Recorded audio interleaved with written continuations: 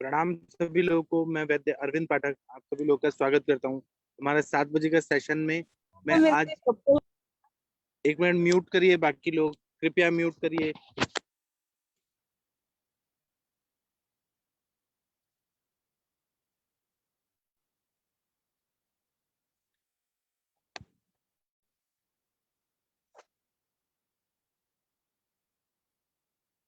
सब लोग म्यूट रखिए कृपया। प्रणाम सभी लोगों को। मैं वैद्य अरविंद पाठक आप सभी लोगों का स्वागत करता हूँ। सभी लोगों को कोटि कोटि प्रणाम करता हूँ। आज हम लोग पुनरावर्तक ज्वर का क्वाथ जो है उसके बारे में बात करेंगे। पुनरावर्तक ज्वर का क्वाथ का मतलब ये है कि बार बार जब फीवर ठीक होने के बाद बार बार फिर से आ जाता है तो उसको पुनरावर्तक ज्वर बोलते हैं। पुनरावर्तक ज्वर के बारे में जानना बहुत जरूरी है, क्योंकि आजकल क्या है कि जब भी फीवर आता है तो लोग एंटीपायरेटिक ड्रग्स देते हैं, जैसे कि क्रोसिन वगैरह दिया जाता है। क्रोसिन से पेशेंट तो हमारा ठीक हो जाता है, लेकिन उसके अंदर आम संचिति रहती है और स्त्रोतोरोध रहता ही है, रसवस स्त्रोतस स्वेदवस स्त्रोतस। तो वह पेशेंट बार बार वही वही करके बार बार हमारे पास आते हैं। तो हम लोग किस तरह से उनको ठीक करें कि वह पुनरावर्तक जो टाइप का ज्वर है उस पे हमें फायदा हो। इसके लिए ही हम लोग आज पुनरावर्तक ज्वर का क्वाथ ये टॉपिक पे बात करने के लिए यहाँ पर जुड़े हैं। आप सब लोग का स्वागत है। अभी थोड़ा देर रुक जाइए, क्योंकि और भी लोग जुड़ जाएंगे थोड़ी देर में, क्योंकि सर ने कहा 15 मिनट, तो अभी यहाँ टाइम हो रहा है। थोड़ा देर रुक जाइए, बाकी सब लोग जुड़ जाते हैं तो हम लोग यहाँ पे शुरू कर देते हैं। थोड़ा नेटवर्क का प्रॉब्लम हो रहा है, इसलिए सर ने थोड़ा लेट शुरू करने के लिए कहा।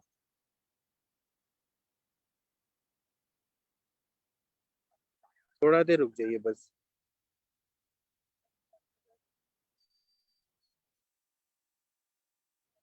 पुनरावर्तक ज्वर का क्वाथ है ना, इसके बारे में चरक संहिता में तीसरा चैप्टर जो है ज्वर चिकित्सा, उसमें 343 नंबर का श्लोक में बहुत अच्छे से बताया है। हम उसके बारे में ही चर्चा करने वाले हैं।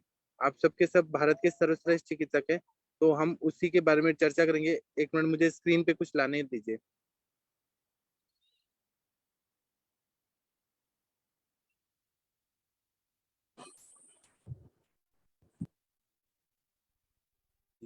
पुनरावर्तक ज्वर का चिकित्सा के बारे में हम लोग आज बात करेंगे। तो चरक चिकित्सा स्थान में क्या बताया है? किरात तिक्तकम तिक्तम मुस्ता परपटको अमृता घनंती पित्तानि च अभ्यासत पुनरावर्तकम ज्वरम। इसका मतलब यह है कि, और अभी मैं इसके बारे में मतलब भी बताता हूँ। गंगाधर जी ने जो जल्प कल्प तरु टीका लिखी है चरक संहिता में, उन्होंने एक अलग तरह से मत बताया है। उन्होंने बोला है कि ये 4 योग हैं, लेकिन चक्रपाणी जी बोलते हैं कि नहीं, ये 4 5 वनस्पतियां जो हैं ये सब मिला के एक योग बनता है। इनका मत मतांतर है। तो इसमें क्या क्या द्रव्य हैं जो मैंने श्लोक पढ़ा? किरात तिक्तकम तिक्ता मुस्तम परपटको अमृता घ्रंथि पित्तनि च अभ्यासत पुनरावर्तकम ज्वरम। इसका मतलब यह है कि इसमें चिरायता है। ठीक है, पुनरावर्तक ज्वर उस ज्वर को कहते हैं जो बार बार ज्वर आता है। एक बार ठीक हो जाता है फिर से बार बार ज्वर आता है। तो यह मेडिसिन किस तरह से काम करती है, इस पर हम लोग चर्चा करने वाले हैं। तो सबसे पहले किरात तिक्त या चिरायता है, फिर है तिक्ता मतलब कुटकी है, तीसरा है मुस्ता और परपटक, फिर है अमृता मतलब गुड़ुची। ये 5 चीज हैं इसमें, घटक द्रव्य हैं। फिर से मैं बोलता हूँ, किरात तिक्त है मतलब चिरायता है, कुटकी है, मुस्ता है, परपटक है और गुड़ुची है। ये सभी का प्रयोग करके जो काढ़ा बनाया जाता है उसको पुनरावर्तक ज्वर का काढ़ा बोलते हैं, और इसका मार्केट प्रिपरेशन भी आता है, प्रिजर्वेटिव डाल के बनाया जाता है। नियम के अनुसार यहाँ पे जितने भी घटक द्रव्य हैं, जैसे चिरायता हो गया, कुटकी हो गया, मुस्ता हो गया, परपटक हो गया, गुड़ुची हो गया, ये सम प्रमाण में लेना है। ये पांचों द्रव्य जो हैं वह तिक्त रसात्मक द्रव्य हैं। गुड़ुची को छोड़ दिया ना तो सभी द्रव्य शीत वीर्यात्मक है और कटु विपाकी है, मतलब पेट में जाके ये कटु रसात्मक हो जाते हैं।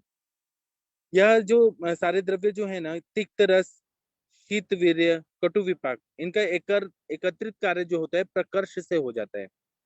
दोनों साइड में अगर हम लोग देखें तो पित्त प्राधान्यता जब रहती है तब वहां पे इनका ज्यादा प्रयोग होता है, और आम दोष पाचन का भी कार्य दिखाई देता है। किरात तिक्त जो है पहला जो द्रव्य है, और इसको पुनरावर्तक क्वाथ बोलते हैं या किरात तिक्तादि क्वाथ बोलते हैं। चरक संहिता में तीसरा चैप्टर में 343 नंबर का श्लोक में जो दिया है, पुनरावर्तक ज्वर कषाय, उसके बारे में हम लोग चर्चा कर रहे हैं।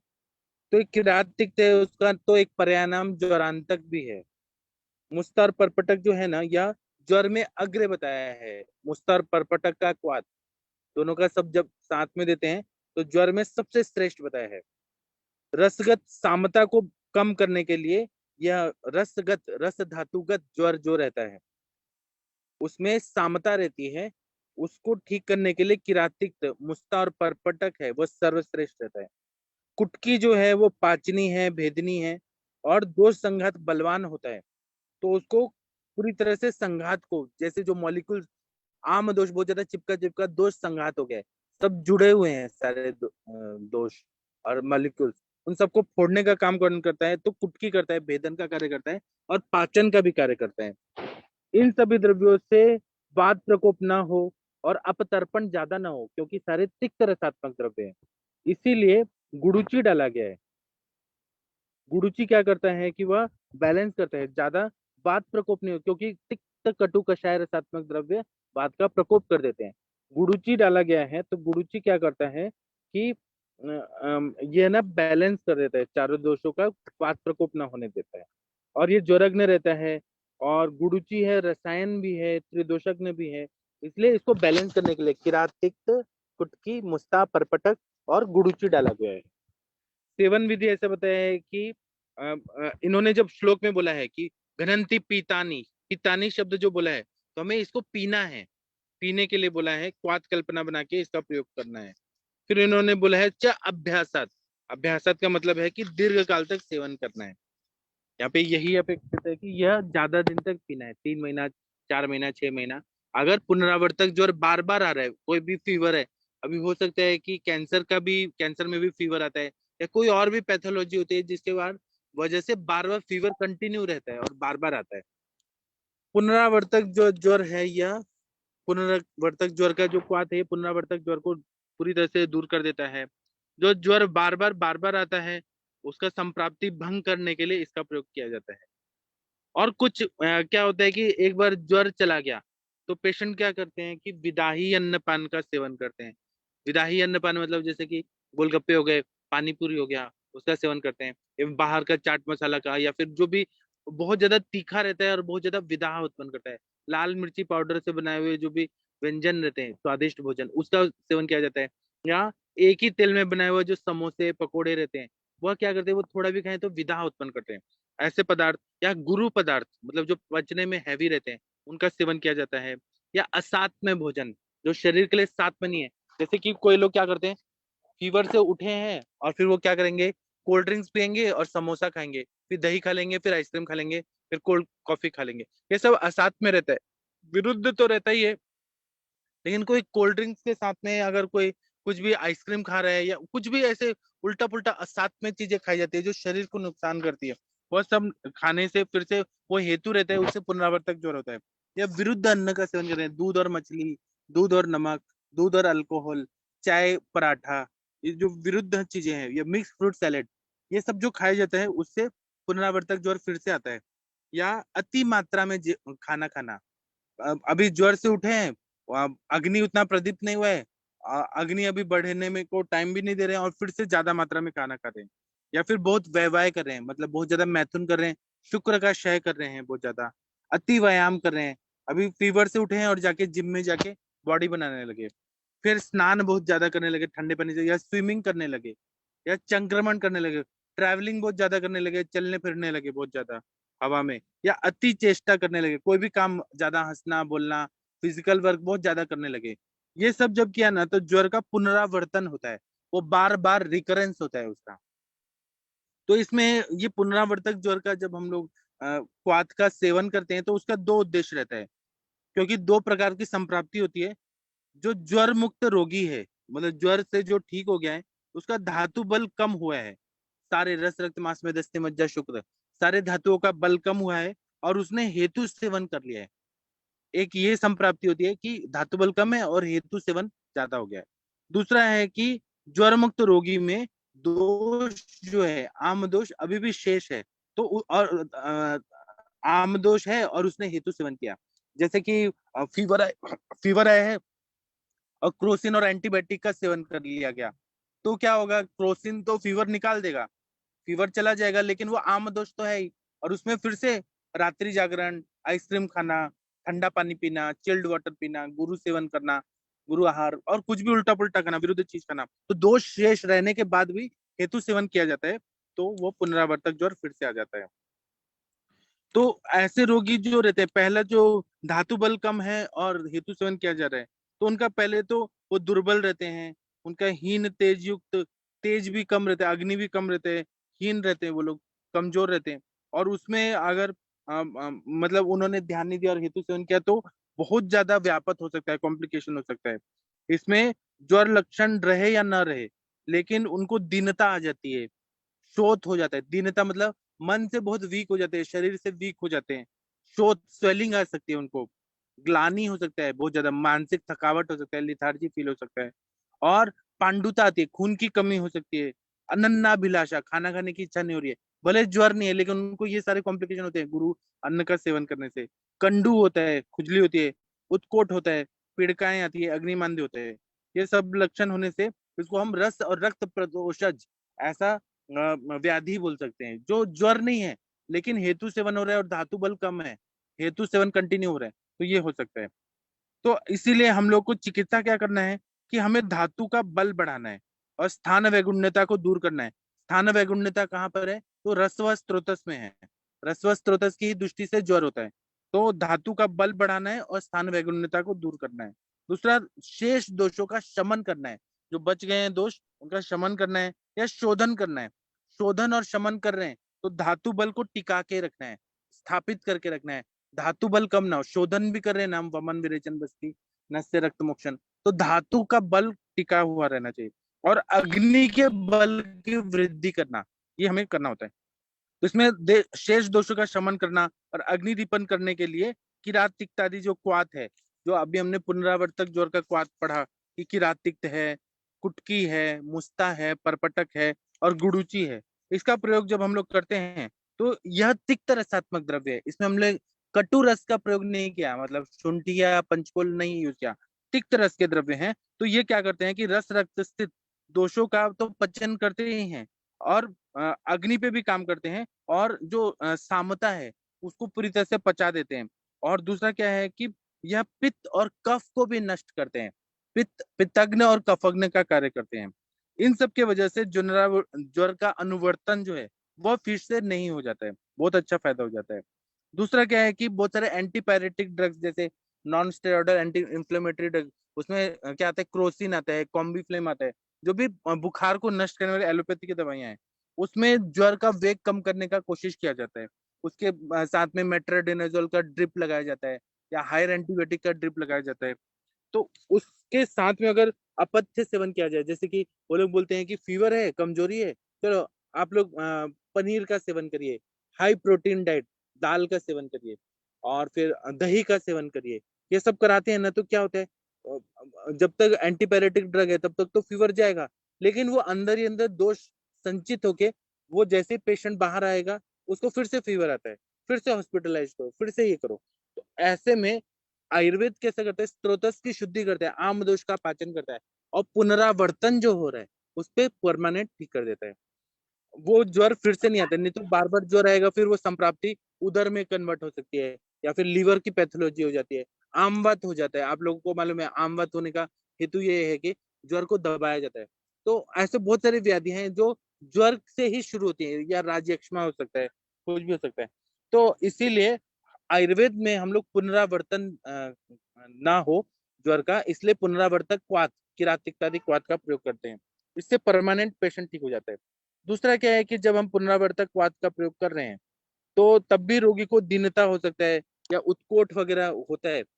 तो मतलब एंटीबायोटिक ड्रग्स देने के बाद तो जब उत्कोट हो रहा है या दीनता है या शोथ है, पांडुता है, उन सब पे अगर हमें या ग्लानी है या फिर अनन्नाभिलाषा है, उन सब से हमें पेशेंट को निकालना है, तो हमें किरातिकतादि क्वाथ का प्रयोग करना चाहिए। अब आप लोग बोलेंगे कि इतना तिक्त रसात्मक द्रव्य है, तो वो उससे तो अनन्नाभिलाषा और होगी, उल्टी होगा, उत्क्लेश होगा, इतना कड़वा है। तो इसको हमारे आचार्य बोलते हैं कि या तो आप इसका कोई और फॉर्म में दे सकते हैं। आजकल क्या है, कैप्सूल के फॉर्म में भी ये टैबलेट्स आते हैं, कैप्सूल के फॉर्म में भी आते हैं या टैबलेट के फॉर्म में भी आते हैं, तो उस फॉर्म में इसका प्रयोग कर सकते हैं। मेरे पास इसका टैबलेट है जो इसी के क्वाद की भावना दिया हुआ है, तो पुनरावर्तक का वटी आता है। तो इसका प्रयोग कर सकते हैं। और अन्न के रूप में हम युष का सेवन कराएं, मतलब दाल का पानी का सेवन कराएं, तो पुनरावर्तक फिर से बार बार नहीं होता है। उसी तरह से पक्व दोषों को, अगर हम लोगों ने सामता जब ठीक हो जाती है, पक्व दोषों को बल मिलता है, और मृदु शोधन करना भी जरूरी होता है। तो मृदु शोधन के लिए इसमें जो द्रव्य है ना, जो कुटकी वगैरह है, वह क्या करता है, पेट अच्छे से साफ करता है मृदु शोधन करके। धातुगत एक एक जो सेल्स है वहां पर भी अगर सामता है उसका भी शोधन कर देते हैं, इसलिए इसका प्रयोग करते हैं। और तिक्त, अगर इसके बाद भी और हमें और अच्छा चिकित्सा करना है तो तिक्त घृत का सेवन कराना है, जैसे कि वासादि घृत, महातिक्त घृत, ऐसे तिक्त रसात्मक घृत का सेवन कराना है, अभ्यंग कराना है, उद्वर्तन कराना है, ऐसे उपक्रम की योजना करते हैं ना। और आहार में जो लोग नॉन वेजिटेरियन वो जांगल मांस रस का सेवन करते हैं, तो बहुत अच्छा फायदा होता है। सारांश ये है कि ये पित्त कफग्न है, पुनरावर्तन ज्वर में बहुत अच्छा काम करता है, प्रमुख रूप से रस धातु पे, रक्त धातु पे काम करता है, और अग्नि को बढ़ाता है। ठीक है। इसी तरह से ज्वर अध्याय में और भी काढ़े बताए हैं चरक संहिता में, उनका और इसका हम कंपैरेटिव स्टडी करते हैं। तो मुस्तादी पंच कषाय योग जो बताए, तो उसका प्रयोग जब हम लोग करते हैं तो नव ज्वर में लंघन आदि दोष पाचन चिकित्सा के बाद सामावस्था में पाचन के लिए मुस्तादी पंच कषाय का प्रयोग हम लोग करते हैं। दूसरा, चरक संहिता में शट्यादि वर्ग का क्वाद बताया है, जो कफ प्रधान दोषों में उरस स्थान में प्राण का अवरोध होने पर, कफ प्रधान वातानुबंधी सन्निपात होने पे शट्यादि वर्ग का क्वाद पीने के लिए बोला गया है। इसी तरह से बृहत्यादि गण के क्वाद का भी प्रयोग बताया है चरक संहिता में, जो उपद्रव युक्त ज्वर रहता है, कफ प्रधान वात पित्तानुबंधी सन्निपात रहता है, तो बृहत्यादि गण का क्वाद का बताया है। इसी तरह से हम लोग विषम ज्वर के कषाय पढ़ते हैं, जैसे रस पाचक, रक्त पाचक, मांस पाचक, मेदोपाचक, अस्थि पाचक, जो पंच कषाय योग हैं, उनका विषम ज्वर में प्रयोग होता है, जो रस रस सतत संतत सतत तृतीयक, अन्यदुष तृतीयक चतुर्थक ज्वर में स्वाद बताए हैं। उनका जब हम लोग देखते हैं तो विषम ज्वर में सामावस्था जाने के बाद जब अल्प शेष दोष रह जाते हैं, तो उसमें प्रयोग करते हैं धात्वग्नि दीपन करने के लिए, और धातु में वैगुण्यता को दूर करने के लिए उनका प्रयोग करने के लिए बोला गया है, जो रस पाचक, रक्त पाचक, मांस पाचक, मेदोपाचक, अस्थि मज्जा पाचक बताया है।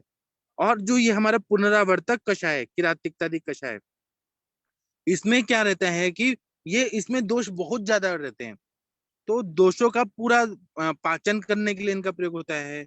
संताप या ज्वर के वजह से जो दीनता आती है, शोथ होता है, अनन्नाभिलाषा, ये लक्षण उपस्थित रहते हैं। और जो ज्वर बार बार आ रहा है, बार बार आ रहा है, 1 महीना ठीक हो रहा है, फिर 2 महीना बाद फिर आ रहा है, फिर 1 महीना ठीक हो रहा है, फिर आ रहा है, ऐसे में पुनरावर्तक ज्वर का क्वाद देने से बहुत अच्छा फायदा होता है।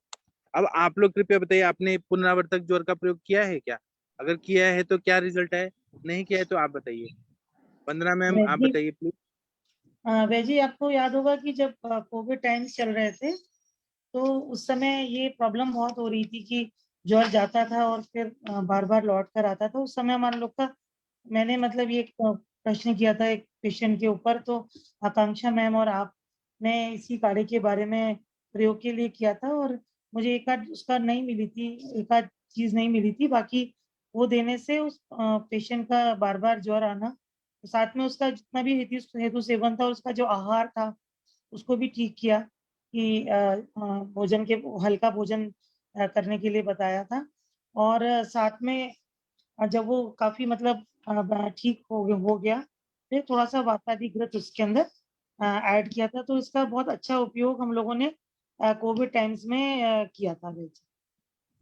जी, तो क्या रिजल्ट क्या आया था मैम? रिजल्ट ये था कि वैजी बहुत दिनों तक वो जब फीवर नहीं जा रहा था, रोज ही आ जाता था फिर चला जाता था, तो वो फीवर नहीं आया फिर। जी, तो आज का लेक्चर जरूर सभी लोग को काम आएगा, जो लोग भी पुनरावर्तक ज्वर पर वाले उस समय पेशेंट को आपने ठीक नहीं कर इस पाते। वटी के बारे में नहीं बताया था वैजी, अगर अब ये वटी आ गई है तो फिर हम लोग उसका यूज कर सकते हाँ, क्या है कि काढ़ा वाढ़ा पीने में आजकल के लोग बोलते हैं क्या कड़वा काढ़ा पिला रहे हैं, उससे अच्छा वटी है, या फिर उसका कैप्सूल फॉर्म में भी आता है, डायरेक्ट मुंह में डाले पेट में जाता है वो। हैं जी। नहीं तो चूर्ण फॉर्म में यूज करना है तो शहद के साथ यूज कर सकते हैं। इसमें 5 ही चीजें इतना बढ़िया है। किरातिक्त है, कुटकी है, मुस्ता है, परपटक है और गुडुची है। किरातिक्त, कुटकी, मुस्ता, परपटक और गुडुची। पुनरावर्तक ज्वर का स्वाद। चरक संहिता में तीसरा चैप्टर में, चरक संहिता में चिकित्सा स्थान में तीसरा चैप्टर में 343 नंबर का श्लोक। कोई और कुछ बोलना चाहते हैं तो बोल सकते हैं। नलिनी मैम कुछ बोलना चाहती हैं आप? जी सर प्रणाम। सर ये मतलब बार बार आने वाला ज्वर यानी जीर्ण ज्वर हो गया ना सर फिर ये? जीर्ण ज्वर जो रहता है वो कंटिन्यू 21 डेज के बाद भी रहता है, वो अच्छा, जाता ही नहीं है। ये ऐसे 2-4 जो दिन आया पुनरावर्तक फिर ज्वर है ये और? बार बार आता है। अच्छा जी सर। जीर्ण ज्वर मतलब क्रॉनिक फीवर, और जी सर। पुनरावर्तक ज्वर मतलब रिकरेंट फीवर, जो ठीक होने के बाद भी आ जाता है बार बार। अच्छा सर, ठीक, थैंक यू। Ji ji.